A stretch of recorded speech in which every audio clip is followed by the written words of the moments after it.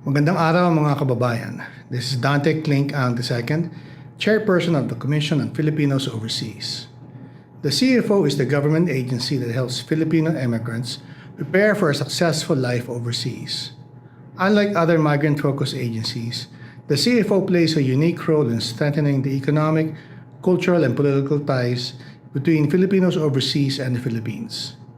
Even before our kababayan leave for foreign lands, CFO equips immigrants with information and helps them easily integrate into their destination countries and prepares them to become successful ambassadors of Filipino culture and excellence. For us at the Commission on Filipinos Overseas, the global Filipino diaspora is an untapped resource beyond remittances, waiting to be unlocked for intellectual, cultural, and national growth. As we strengthen a fabric that connects the global Filipino community through various programs and initiatives, we transform the challenges of brain drain into opportunities of brain gain.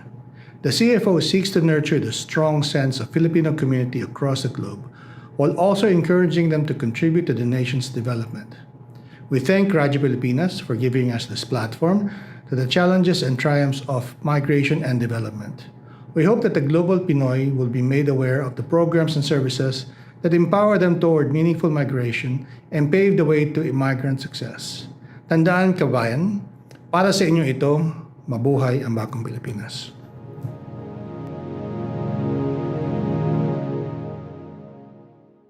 Narito na ang programang mag-uugnay sa mga Pilipinong naninirahan sa iba't ibang panig ng mundo. Serbisyong CFO sa Bagong Pilipinas.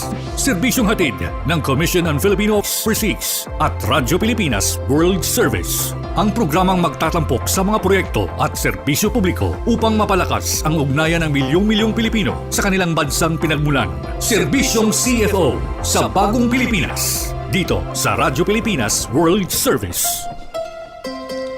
Tinig ng bayan, lakas ng katotohanan. Himpapawid na may layuning paglingkuran ang mamamayan. Sa bawat kwento may diwa ng serbisyo. Sa bawat balita may puso at paninindigan. Ito ang Serbisyong CFO sa Bagong Pilipinas. Serbisyong CFO sa Bagong Pilipinas. Dito sa Radyo Pilipinas World Service.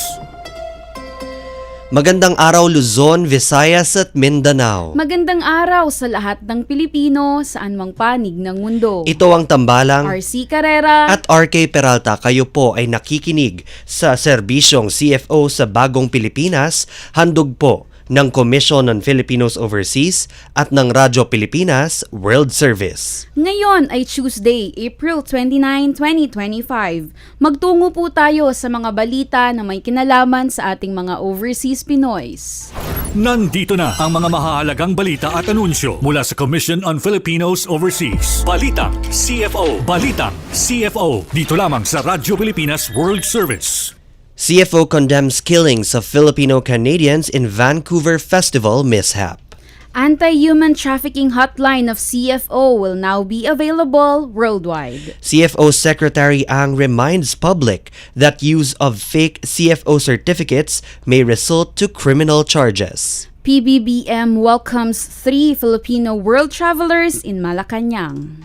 Nandito na ang mga mahahalagang balita at anunsyo mula sa Commission on Filipinos Overseas. Balitang CFO. Balitang CFO. Dito lamang sa Radyo Pilipinas World Service. The Commission on Filipinos Overseas on Sunday strongly condemned the tragic killing of Filipino Canadians during the Lapu-Lapu Day Festival in Vancouver, Canada. The CFO expressed deep condolences to the victims, their families, and the broader Filipino-Canadian community following the devastating incident which occurred around 8:14 p.m. on April 26, 2025 during a neighborhood street party in South Vancouver.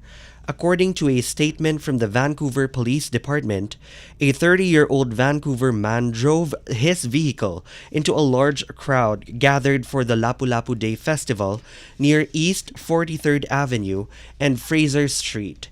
Several people were killed and multiple others were injured. The suspect was immediately arrested at the scene.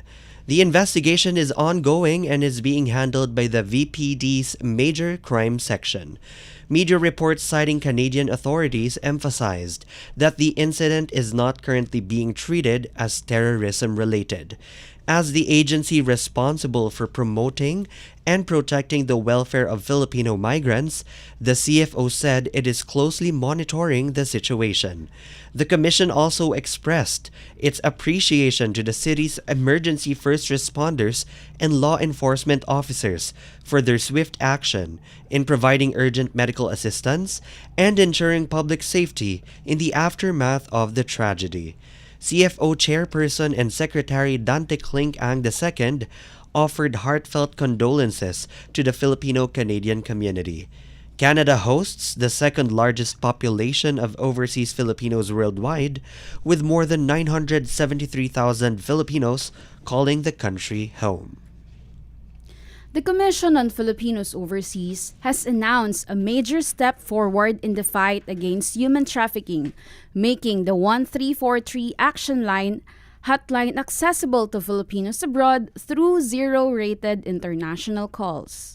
In a live interview on Bagong Pilipinas Ngayon with Presidential Communications Office Assistant Secretaries Weng Hidalgo and Joey Villarama, CFO Secretary Dante Clink Ang II emphasized the government's strong commitment to protecting Filipinos overseas. He said the hotline's expanded accessibility is currently undergoing tests in partnership with PLDT Global. Secretary Ang explained that the CFO manages the 1343 Action Line on behalf of the Interagency Council Against Trafficking, or AYACAT. He shared that efforts are underway to make the hotline globally available at no cost and expressed hope that by the end of April, Filipinos anywhere in the world will be able to call 1343 for free. This initiative follows the formalization of a partnership between CFO and PLDT Global last March, which Secretary Ang described as a crucial step toward providing more robust, technology-driven solutions against human trafficking. He urged Filipinos to report any suspected cases of trafficking through the 1343 hotline, stressing the importance of removing barriers to reporting abuse and exploitation. Secretary Ang also pointed out that digital transformation is at the heart of CFO's anti-trafficking strategy, ensuring that Filipinos or overseas Filipinos can access help quickly and efficiently no matter where they are. The upgraded 1343 Action Line is expected to officially launch this April.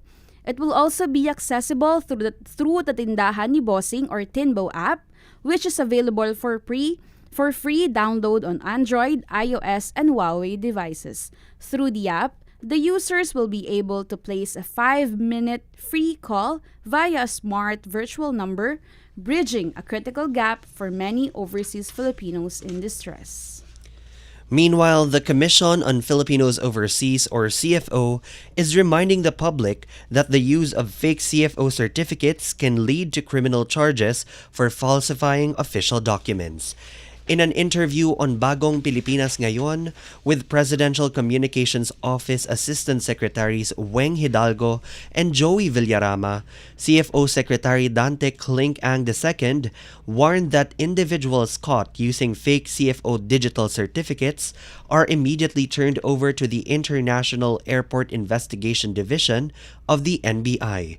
He added that violators are also placed on the CFO watch list to monitor any future attempts to process documents through the agency. Secretary Ang stressed that the CFO digital certificate is an official government document. He explained that those found presenting fake certificates will not only face penalties and fines, but will also be barred from leaving the Philippines if authorities confirmed that the document's authenticity is falsified. He also highlighted the agency's partnership with the Bureau of Immigration, forged in February 2025, which has helped speed up the verification process and distinguish between registered and unregistered individuals through a streamlined data sharing system. Ang noted that thanks to the partnership, there has been a noticeable decline in the number of cases involving fake certificates. Confident in the progress being made, Secretary Ang said that the CFO's move toward full digitalization is expected to eventually eliminate the use of fake certificates altogether. He pointed out that while cases have already gone down, the CFO continues to issue advisories and reminders to the public to allow or always follow the proper registration procedures. President Ferdinand R. Marcos Jr. honored 3 remarkable Filipino world travelers on Thursday, recognizing their achievement of visiting all 193 United Nations member countries, a rare accomplishment reached by fewer than 500 people worldwide. The honored travelers are Odette Ricasa, the first Filipino to achieve the milestone, Luis Sayu, the oldest, and Cash Medina Umandap, the youngest. They were joined by Donalito Dondon Bales, founder of the Global Community of Filipino World Travelers, during their courtesy call at Malacanang Palace. During the meeting, the president and his guests shared stories about their travel experiences. President Marcos expressed his admiration for the travelers' dedication to fulfilling their dreams. Upon learning that they had each visited every UN member country, he said he was eager to meet them and hear firsthand about their journeys. The president noted that Filipinos are warmly received around the world thanks to their natural hospitality and sense of community. He remarked that wherever Filipinos go, they tend to create supportive and welcoming communities, adding that it was a source of pride to see Filipinos leaving a trail of friends and admirers across the globe. As a token of appreciation, Donalito Bales presented President Marcos with a copy of his book titled Gala, Adventures of the Most Well-Traveled Filipinos, published in September 2021. The book features the inspiring stories of Ricasa, Yu, Umandap, and Baylis himself, and other notable Filipino travelers. Alamin ang mga serbisyong inihahatid ng Commission on Filipinos Overseas. Serbisyong CFO. Dito lamang sa Radyo Pilipinas World Service. Ngayong araw, ating pag-uusapan ang Pre-Departure Orientation Seminar or PDOS na handog ng Commission on Filipinos Overseas para sa ating mga Filipino immigrants na nagpaplanong mangibang bansa. Tama ka dyan, partner. Sa ating mga viewers and listeners, maaari po kayong mag-send ng inyong mga katanungan via Facebook. Tayo ay live ngayon sa Facebook pages ng Radyo Pilipinas World Service at Commission on Filipinos Overseas. Tama yan. Bago po tayo magsimula ay iniimbitahan po natin ang ating mga kababayan na mag-comment lamang sa aming Facebook Live dyan po sa inyong mga screen at babasahin po natin maya-maya lamang ang mga comments.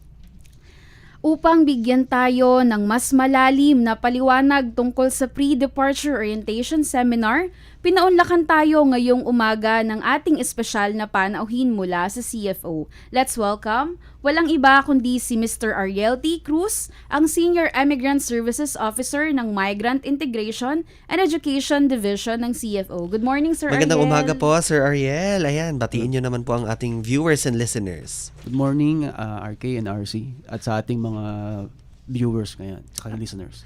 Ayon, Sir Ariel. So, para po sa ating mga kababayan na maaaring hindi pa ganon kapamilyar sa CFO at PDOS, maaari po ba ninyong ipaliwanag kung ano nga ba ang Pre-Departure Orientation Seminar ng Commission on Filipinos Overseas?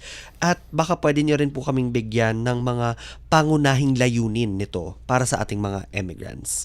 Okay. So, yung ating PDOS o yung tinatawag nating Pre-Departure Orientation Seminar ay isa lang dun sa mga seminars na binibigay natin para sa mga Filipinong magmamigrate permanently. Oo. Titira na sa labas ng bansa.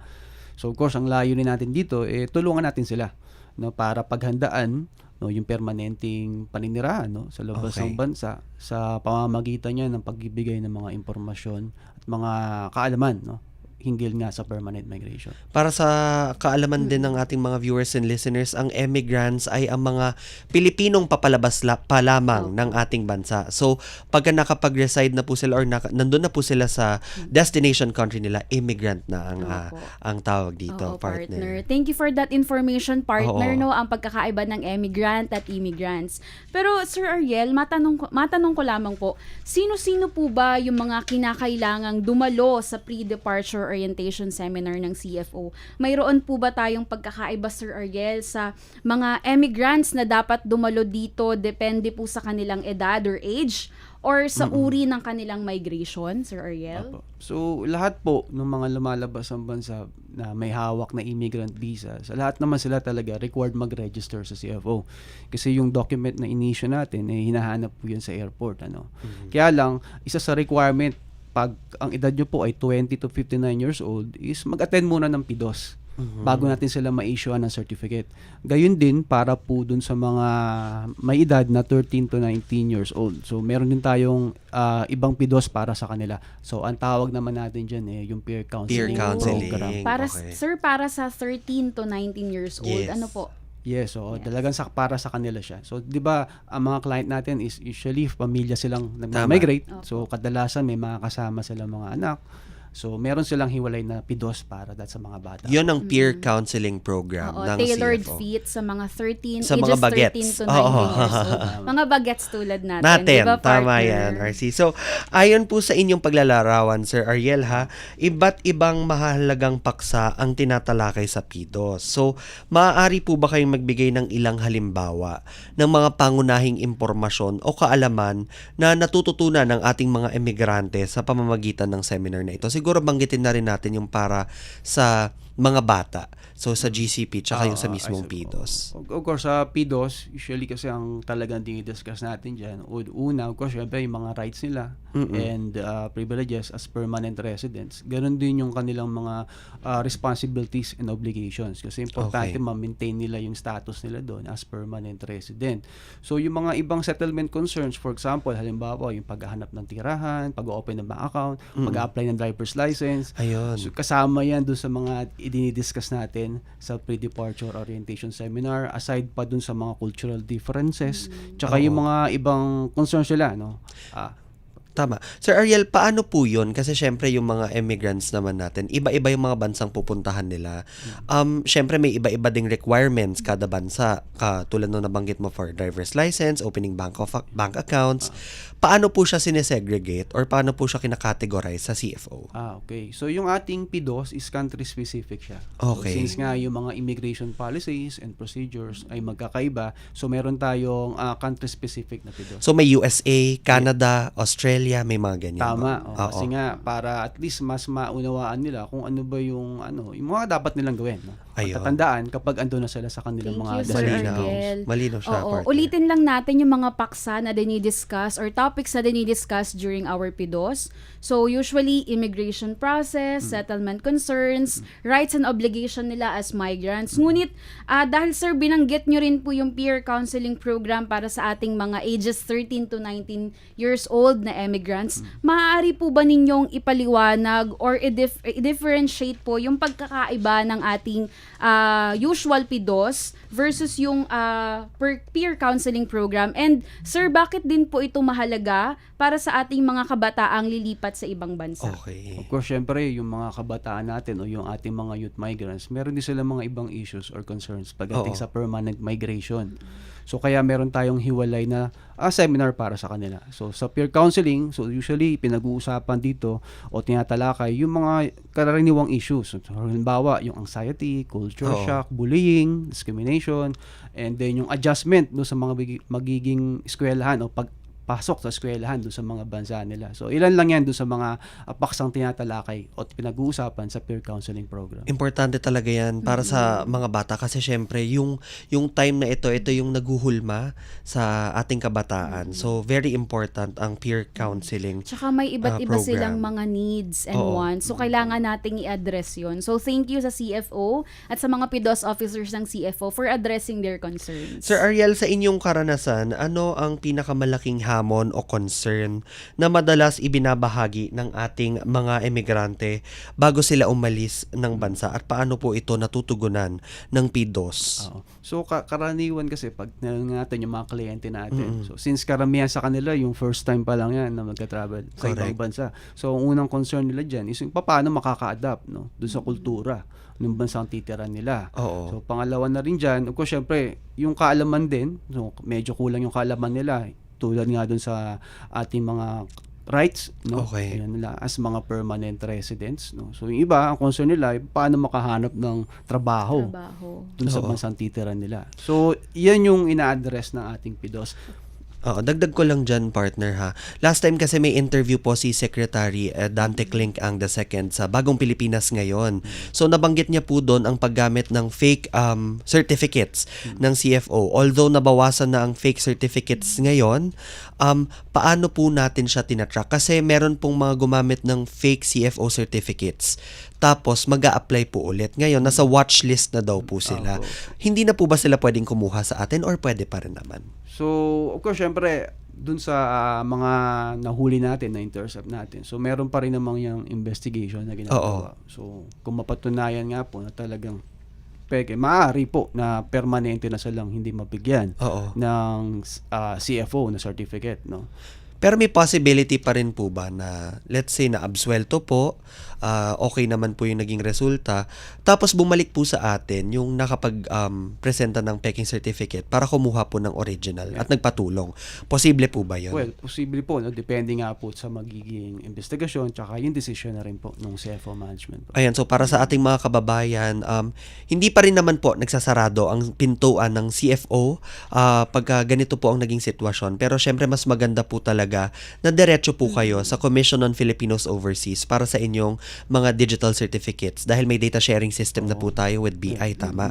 So madali na po naming matatrack yung mga registered at unregistered na mga emigrants na papalabas ng bansa. Ayun, partner. Kaya wag na nating pilitin or subukan pa na lumapit sa mga fixers or yung mga scammers kasi at the end, tayo rin naman po yung mahihirapan. So nandito lamang po ang CFO para tumulong. Libre lang po ang pagre-register at napakadali pong mag-set ng appointment sa amin. Sir Ariel, balik lang po tayo dun sa mga hamon or concerns na common concerns ng ating immigrants. Siguro dagdag na rin po natin dyan yung language barriers. Oo. Especially dun sa mga immigrants na hindi pupunta or hindi maninirahan dun sa like US kung saan commonly used language is English. English. Oo. So how about dun sa Asian countries like Japan, Korea? So language barriers, isa rin po ba ito sa mga dinidiscuss sa CFO, sir? Oh, of course, syempre kasi isa rin yun sa nagiging concern nila, no?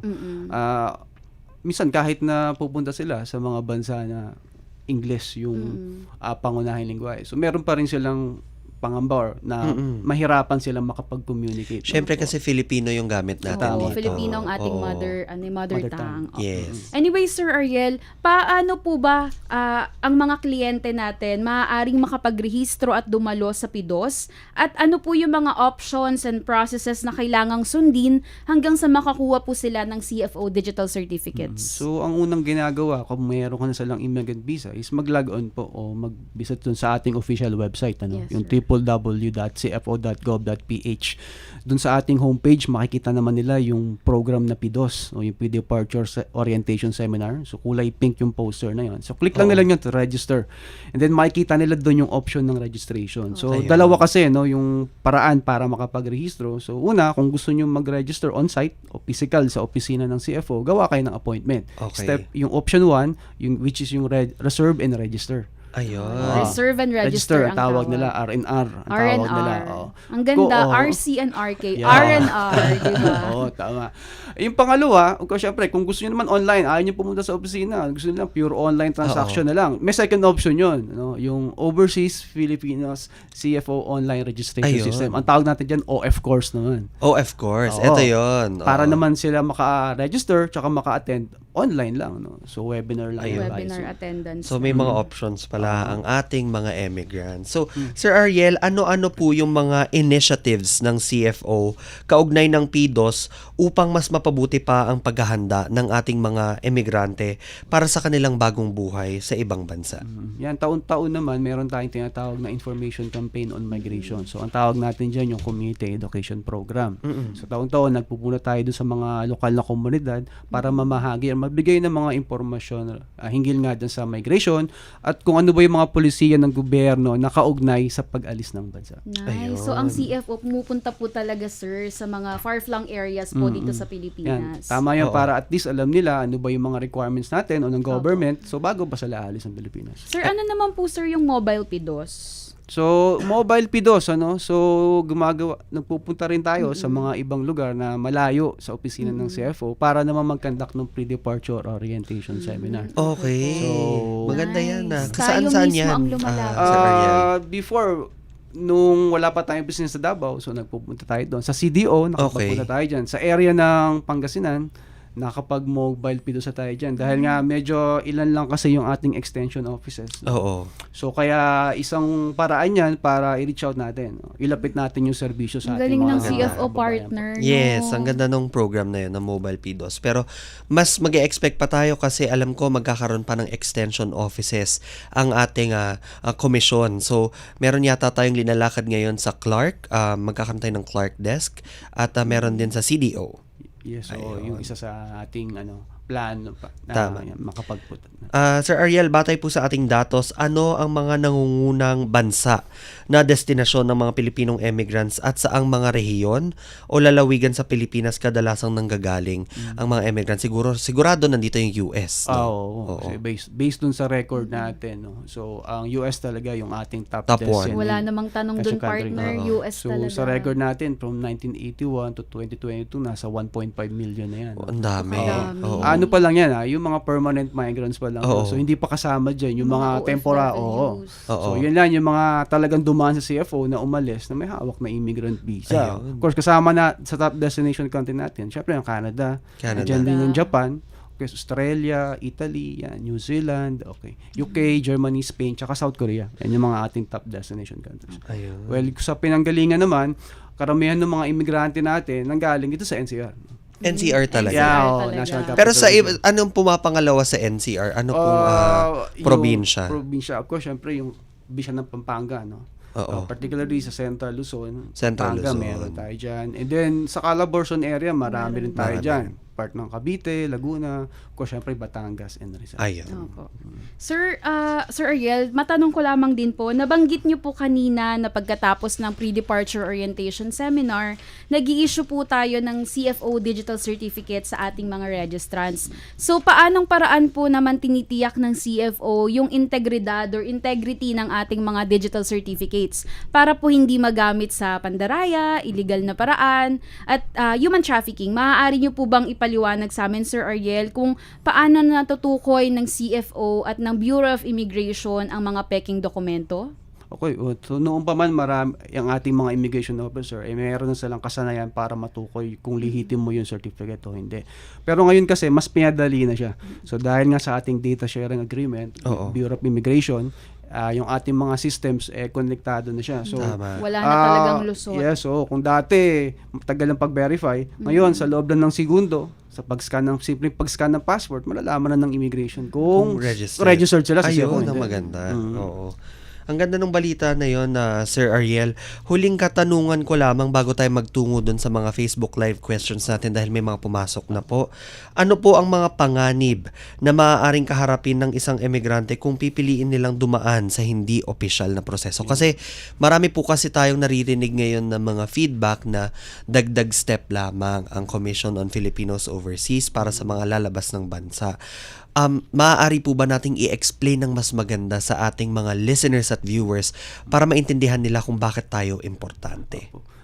Yung mga polisiya ng gobyerno natin, katulad ng sa CFO, yung registration, yung pag-attend ng seminar, so hindi po siya ginawa para pahirapan yung kababayan natin. So ginawa yan para proteksyonan natin yung mga kababayan natin. So gusto natin kasi mas maging maayos yung magiging buhay nila sa abroad. Kaya nga tayo, hindi natin sila, sinasabi natin palagi na huwag sila makikipag-deal o transact sa mga fixers. No? Tama. Lalo na ngayon, kasi nga sa data sharing agreement natin with BI, so madali na yung matutukoy kung lehitimo o hindi yung certificate na ibinigay nila. Opo. Okay, so kung halimbawa mahulihan sila ng fake certificate, so ang unang-unang mangyayari dyan is automatic offloaded din sila sa flight nila. Then ire-refer yan ng ating IO sa IACAT, no, for further investigation. At posible pa silang humarap sa kasong kriminal. Okay. Kung Yung mapapat na pinakamabigat, Oo. kasong And kriminal. bukod doon, kasama na sila sa watchlist ng CFO at posible rin na hindi na sila mabigyan ng CFO certificate, Oo. no? Permanente. So, Ayun. yun yung mga implikasyon kung mamimeki sila ng certificate. Kaya wag na po tayong mameke ng ating mga CFO digital certificates. Sir Ariel, meron na po tayong 23,000 viewers sa Ayun. ating Facebook Wow. live Facebook page.